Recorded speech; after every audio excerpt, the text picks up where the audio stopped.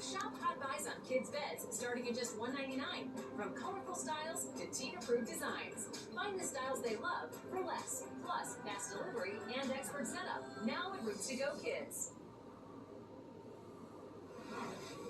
Well, this is a perfect time of the year for rookies in the NFL, as the majority of them are taking part in mandatory minicamp. The reason I say it's perfect is because they can learn at a slower pace without the intensity of getting ready for a game. The Falcons continue their minicamp today up in Flowery Branch, but the Falcons are taking a long look at their rookies who are asked to play a huge role this season to help them win games. Our Myles Garrett took a closer look at the Falcons' first rounders as they go through their first full minicamp. So most people say it's like football right on top of each other because I come from college, but to me, I pretty had a good chance to miss it a little bit. James Pierce Jr. is just like one of us. He too misses football, but there hasn't been a lot of rest for the Falcons' first-round pick between the pre-draft process, rookie minicamp, and actual minicamp. Not a lot of time for a break between himself and fellow rookie Jalen Walker. But guess what? That's okay. In college, you don't get that much chance to miss football, whether it's spring workouts, winter workouts. Give me a little chance to miss it, so I'm glad I'm right back on top of it. We actually spend time and actually talk to each other just in the lunchroom, like getting lunch, catching up, talking, doing this, doing that, dinner, things like that is just the way we connect. And I feel like a connected team is what makes the team stronger. How do you get the best version of that is find out what they're doing without putting them in stresses where they prevent themselves or make themselves acceptable to injury. How do you give them the best? How do you get the best version heading into training camp? So now you can figure out what you can get from the season.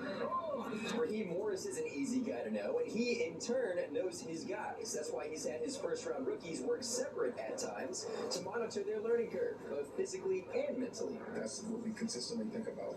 And it's some of the reasons when you guys give me questions, I said, James working off on the side today, and Jalen was working with the team. It's like you were managing that workload. You were managing what you feel you don't have a great grasp on yet. One added teaching moment is having the players themselves take on a mentorship role. One of them being James Pierce and AJ Terrell, two guys who lean on the quieter side at times. The rookies all good though. You know, we all be asking questions and checking in and vibing, man. That's how I go on defense. We all got to be on the same page from the D-line all the way to the back end. Like the AJ Pierce, it was more like because of the like-mindedness, the worker. It's very, very similar to Pierce, right? But when they're talking to each other, it's a different type of work that's happening there. Now, AJ Terrell isn't the only guy taking on that mentorship role. Bijan Robinson also is doing the same thing for the other side of the ball in Jalen Walker. Both Terrell and Robinson, former first-round picks, knowing a thing or two on how to make that adjustment.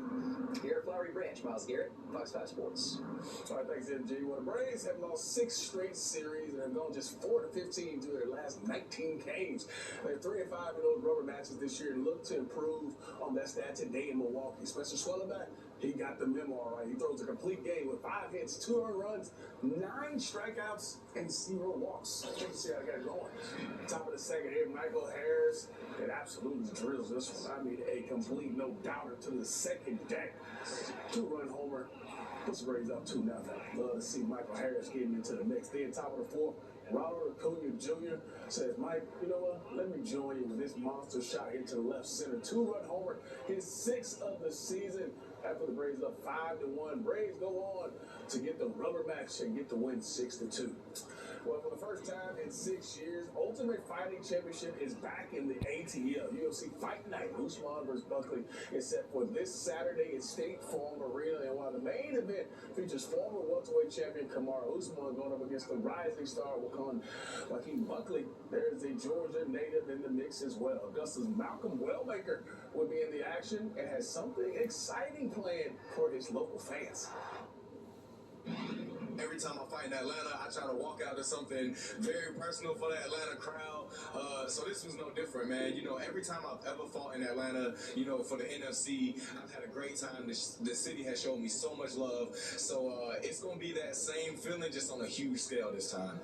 Whoa, can't wait to see what he does. All right, should be a great match inside State Farm Arena Saturday night. And the Braves will be back in action on Friday night hosting the Colorado Rockies, looking for their first back-to-back win since May 15th and 16th.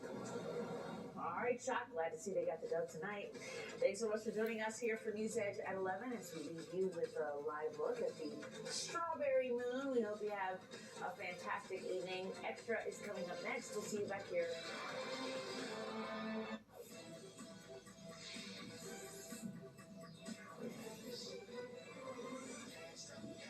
Surfing USA. remembering the ultimate Beach Boy, Brian Wilson. I'm proud to think that they can be inspired by my music. The last time we saw the man who formed the pioneering SoCal surf band. His final years living under a conservatorship and the dramas in the band behind the good vibrations. Then from pop stars to presidents, convicted killers to Kardashians. You don't sing, you don't dance, you don't have any talent. She put the world's biggest, most powerful people on the hot seat. You never say I made mistakes. I make mistakes. A new documentary about television trailblazer Barbara Walters. Her battles in the boys' club of network news, her own private struggle. Then Zoe Saldana on the carpet with her kids, revealing her childhood family tragedy that shaped her as a mother. Plus, I'll be back. Arnold is back and taking on his best Arnoldisms. Get to the chopper. Get to the chopper! We bid farewell to an American music icon. Hi, folks. Welcome to Extra. I'm Billy Bush. The Beach Boys were America's answer to the Beatles.